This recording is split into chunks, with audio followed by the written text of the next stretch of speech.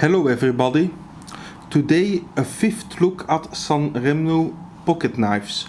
I already had 4 other videos detailing various other very affordable knives of this Chinese company, who actually also make a number of knives for Western companies. And in some cases, yes, you can then buy them as in, you could say, the Chinese original version, so to speak. But in this case, this fifth video, we look at 2 original knives which are not, well, at least as far as I know, not for sale on the Western market as part of, you could say, the budget line of a Western brand. And both of them, that's why I grouped them together, are quite gentlemanly in nature, more elegant kind of companion knife, leisure knives.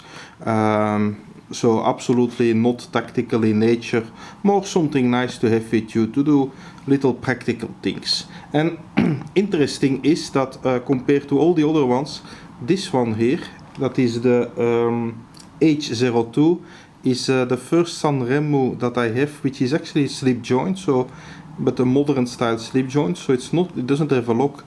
And then here, this one, the 738, which is pretty recent. Let me first have a look here at the 738. I think already the first time I saw this, that this is perhaps the nicest Sanrenmu when it comes to design. It's a wonderful, high-tech looking, modern, gentlemanly folder. Nicely symmetric. I like symmetric knives, as you can see, and in a way I think the clip spoils it a bit. I may well take off the clip and then put the screws back there so that you don't have the holes, because this is really the kind of knife I think that looks good simply in the pocket. Well, there is a certain Benchmade, which I forgot the type, which somewhat has similar lines, you could say, but I think in general this is a pretty original design. You cannot say that Sanrenmu was overly inspired by certain Western designs, as is sometimes the case. And this is a very cheap knife, so it's below $10, yet the quality and finish is amazing. Just one thing already here, the inlay here, and that's particular about this one, is carbon fiber. So that is, and it's a nice inlay. It's not an onlay, but it's nicely cut and inlaid. And look how precise this is. So that gives it already this high-tech appeal. What else about this 738? Well, the blade is 72 millimeters. It's made of 8CR14 MOV, which is, well, one of the variants of that typical Chinese mid-range steel. Sometimes another one has 13 and 14. I don't think the difference is that big. Probably something like AOH or AOH08A, you could say. It's good enough for many general things. It's not a high-end steel, but then again, this is very cheap and it still performs well enough. It has this kind of a switch here, as you can see.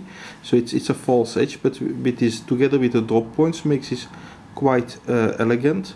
It has stub studs on both sides, and because indeed it's a mirror kind of design, it's perfectly ambidextrous. The blade is hollow ground, like usually in budget knives.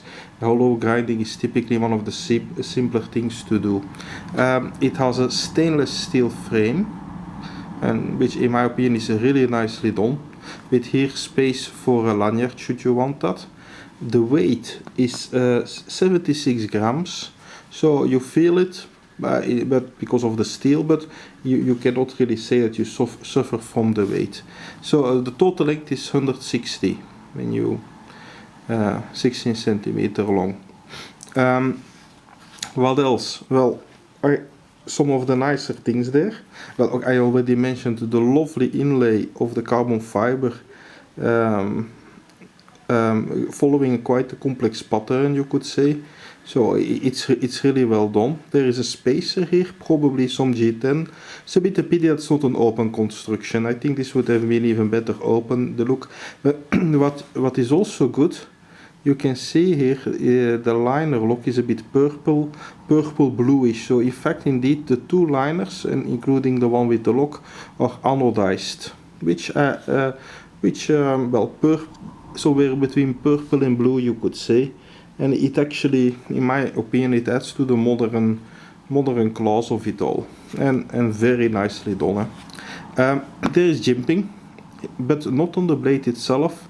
It's here at the frame, two sides of the frame, together here with this big choil for your your first finger, and also some jimping on the, you see it, on the liner look. You can really hold it pretty well. As unfortunately as usual, with my experience with Sanrenmu, one of the very few things which is a bit less than perfect is that the handle is a tiny bit short. I often have that feeling, look here, with Sanrenmu, that if it would be just half a centimeter longer, then my last finger would be more comfortable on it. It's not a big deal, because then again, this is really more gentleman in nature, while, well, you can see it is really nicely made, so it's no play at all. It goes really pretty smoothly, the opening and closing. The liner itself is around 1 millimeter thick, so that's not very thick, but for this kind of use it's okay, and it is still good to the left. The blade is around 2.4 millimeter thick, so which makes it, together with this hollow ground, a pretty diabolical slicer. So I think this is a really nice gift because it's so luxurious, so modern in design, yet quite timeless, and I don't think it's aggressive. Yeah, and stainless steel, you know, yes, I warmed up a bit to it, because in general, when it's really cold, you don't really want to hold a steel kind of handle in your hand, because it's not pleasant. Now, okay, except for extreme cold, I think this one is pretty nice. Look here, while it's such a cheap knife, blade is perfectly centered. Everything is really well done. I think with this knife, even more than all the previous ones that I discussed, they really entered into the higher league. And it's now immediately one of my favorites. So, in fact, many people know and like the well-known 710, which is somewhat inspired, well, more than somewhat inspired by the Sebenza. Still, it feels quite different. Now, while this one is a good workhorse because of the frame lock, it's a pretty okay knife. I think if your needs are a bit more gentlemanly, a bit lighter use, you could say, definitely this one is just as attractive. Or there is also the other one that of which I recently gave one away, the 763. These are my 3 favorite compact 7 centimeter blade kind of Sanrenmu knives. But I also think here, while this one was often criticized of looking too much like a Sebenza, here they really made something original and in a really convincing way. I mean, if this would have said Buck, like you could say an entry-level series of Buck, yeah, you would have probably be happy with this knife, even if you are absolutely not in favor of this Chinese brand. You can, purely factually, you cannot complain about this, which in my mind makes it a bit sad that I noticed in some forums that it's forbidden to talk about this brand, while, well, in my opinion, they are really, if you look just at the facts, it's not crap, it's really good, and this one is especially recommended. I will do more competitions. You've maybe seen my recent competition, but this one I won't give away. I mean, it's something you have to buy for yourself, and you will love it. A last size comparison for people who don't know them, don't know Sanrenmu knives that well. Well, here you see the classic Victorinox Soldier, one of my most used EDC knives actually, and you can see that the blade length is more or less similar. Well, Sanrenmu tiny bit shorter maybe, but also you can see here that this classic Victorinox is indeed a bit longer, which makes it just better in the hand, just a tiny bit of extra length, but okay, for a more modern kind of style, knife without extra tools. This is really good. So a look here at the other one. That's the slip joint. It's really, while the 738 was a very modern kind of gentlemanly knife with a lock, this is more like, you could say, a grandpa's kind of very classic slip joint knife. However, it does not look at all like those classic, you could say, peanut or trapper patterns that are also popular in the slip joint style, you could say. No, this one, it still is a pretty unique and timeless design. It reminds, I don't know, I have the impression that the general form, I've seen already classic pocket knives with this general form, but I don't think you can say that it's overly inspired by something else. It's a bit strange here, the form. So you hold it like you can hold it like this. It's also quite a short handle, but and the same comment applies. You could hold it a bit shorter here, but then you have to watch out for your finger. But this is not ideally designed, you could say, this part here where the blade and the handle, the ricasso, that's the word actually, it's not perfectly designed here to put your finger. However, it's maybe still not a bad idea to do that, because so slip joint doesn't have a lock. It's simply this metal bar in the middle. In this case is nicely bronze with file work. Well, that one is actually a back spring that has some counter pressure. Now, it is not the strongest back spring, so I mean, watch out with it. You can do a lot of cutting, but if you're a heavy user, probably you want something with the lock, because it's really a bit soft. I must say here, the Victorinox, the old Victorinox, actually has a stiffer look, which is preferable. Even so, I mean, this is pretty nice. So some hard data of this, only 47 grams. Also stainless steel frame, you could say, with mica, orange mica. It's kind of, I think it's kind of a plastic mica. Handle inlays. Well, onlays rather. Yeah, the frame has holes. When you look at it close, the frame has holes, so for a bit of extra weight saving. And this, by the way, the same for this one. I forgot to say that. Well, how long is it? Well, you could say from the tip to the handle, it's around 70 millimeter. However, the real cutting part is 62. So, blade thickness, also like the other one, around 2.4 millimeters.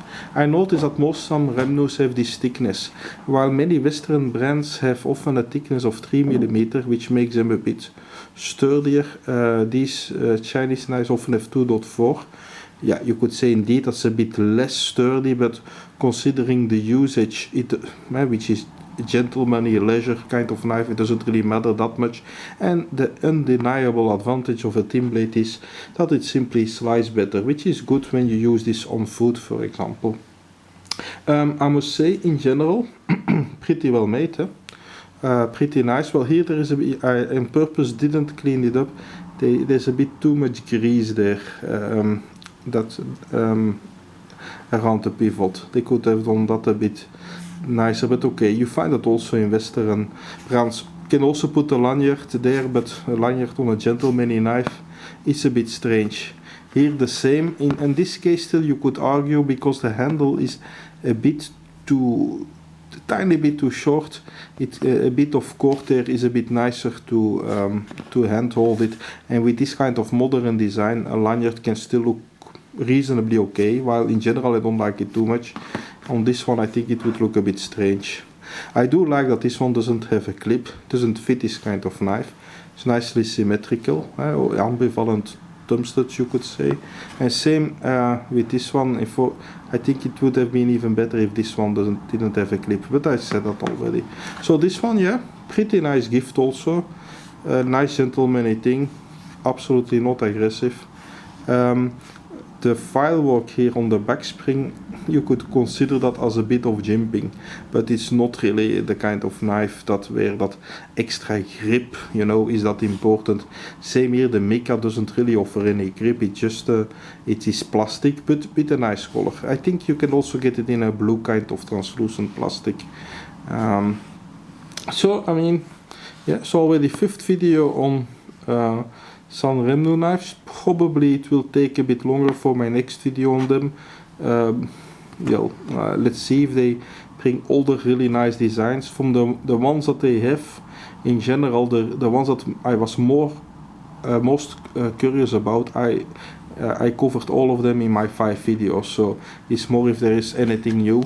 And my latest one was indeed the 738, which already the moment that I saw it, I loved it. Look here also, this how the coil has been cut out here. It's really nice. I can strongly recommend this as a very nice, very affordable knife that actually looks far more expensive because of its nice finish and perfectly capable. This one, yeah, it's also well made, but it's more for older people, you could say. It's a gift to your dad or granddad, depending on your age. Perfect for that. Or if you're yourself a bit older, I think it's a kind of a knife to have in your pocket when you go to church or something like that. For that it's okay. Well, yeah, it's okay for other things, but it's a kind of typical environment for it, you could say, where it could be very happy serving you, as a matter of speak. Yes, one thing I've almost forgot. Here the blade is 8CR13 MOV, so slightly different from the 14 there. But I don't think there's so much difference between them. Probably this one is a tiny bit better still. Think about AOH08 and AOH08A. It's a tiny bit of difference between them, but generally pretty good mid-range. So, well, Sanrenmu, if you were still doubting them, check them out. I mean, I cannot imagine if you choose wisely, like for example this one, the 738 was that was the AOH02, maybe I forgot to say that, I cannot remember, or the one that I already discussed, the 710, but then I would really, if it's your first Sanrenmu, well, perhaps take this one, because it's so luxurious and so original at the same time. So, I hope you found this interesting, and as usual, feel free to leave feedback.